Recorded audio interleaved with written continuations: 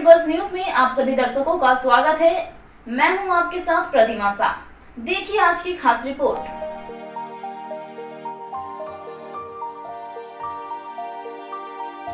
75वें स्वतंत्रता दिवस को राजधानी पटना के शिवम हॉस्पिटल में एक खास अंदाज में सेलिब्रेट किया गया। 15 अगस्त को जन्मे बच्चों के साथ नए अंदाज में इस दिन को यादगार बनाने की तैयारी की गई थी। भारत के मानचित्र पर सारे राज्य एवं केंद्र शासित प्रदेशों को अंकित कर उन पर नवजातों को रखकर तस्वीर ली गई, जिसके हर प्रति उन नवजातों के परिजनों को दी जाएगी। बिहार की जानी मानी स्त्री रोग विशेषज्ञ डॉक्टर सारिका राय ने बताया कि हमें सिर्फ स्वतंत्रता दिवस पर ही नहीं बल्कि पूरे साल अपने देश के प्रति जागरूक रहकर अपने कर्तव्य को याद रखना चाहिए। हमें ये नहीं भूलना चाहिए कि हमें आज़ादी कैसे मिली और साथ ही ये भी कि हमने आज़ादी क्यों खोई।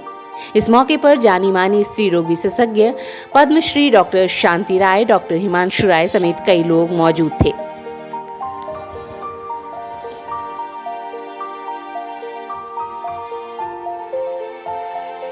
बहुत सारे पेशेंट लोगों का डिमांड था कि वो लोग 15 अगस्त को चाहते थे कि उनका बच्चा हो, तो हम लोग जितने लोगों का ये मनोकामना पूरा कर सके अपने तरफ से पूरा पहल करके हम लोग ये काम किए हैं।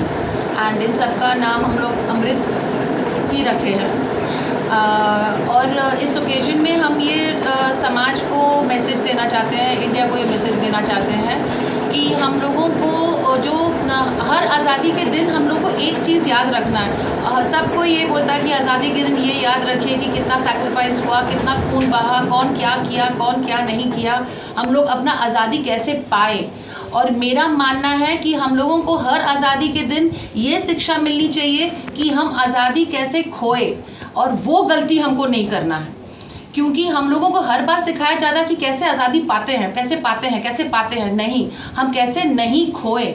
और आज़ादी नहीं खोने का सबसे पहला सीख ये है कि पहले हम लोग सब आज़ाद थे, पर अपने मनोकामनाओं के ऊपर हम लोग निरीक्षण नहीं कर पाए। हम जो अमीर थे वो और अमीर बनना चाहे, जो राजा थे उनको अपना क्षेत्र और बढ़ाने के लिए, पावर बढ़ाने के लिए, पैसा बढ़ाने के लिए, नाम बढ़ाने के लिए, अपने आप को बढ़ाने के लिए वो इस हद तक गिर गए कि दुश्मनों का मदद लिए और अल्टीमेटली अपने ही भाई बंधु और अपने ही लोगों के साथ लड़ मर के दुश्मनों को मजबूत बनाए और वी लॉस्ट आवर इंडिपेंडेंस।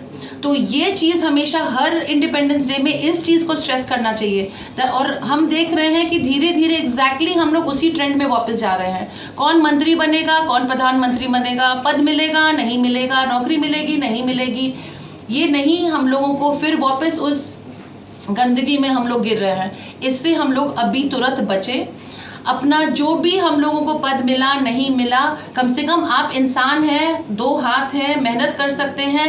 आप स्वीपर भी अगर है, मैं इस देश के स्वीपर से लेके मंत्री संतरी सबको ये निवेदन करती हूँ हाथ जोड़कर कि ये लड़ाई जस्ट बिकॉज कोई मंत्री है वो सब सर्वश्रेष्ठ है, बिल्कुल नहीं।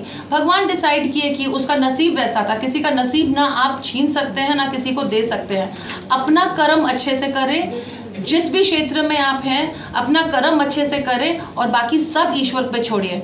अगर सच में आप लोग प्रार्थना करते हैं, भगवान पे विश्वास करते हैं, तो उसको कायम रखिए। खाली घंटी बजाने से भगवान नहीं जगते हैं।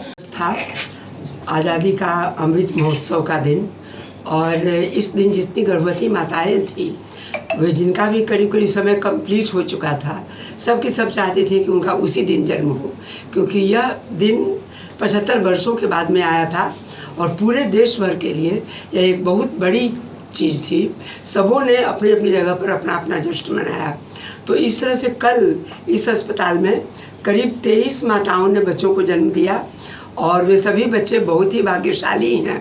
उन सबों को हम लोगों की ओर से असीम आशीर्वाद, गुड विशेष कि वे आज़ादी के महत्व को समझें और देश को आगे बढ़ाने में वे लोग हमेशा मदद करें। और आप सबों को भी 15 अगस्त के लिए हार्दिक बधाई। आज़ादी का अमृत महोत्सव सबके लिए शुभ हो, सभी इसे याद रखें।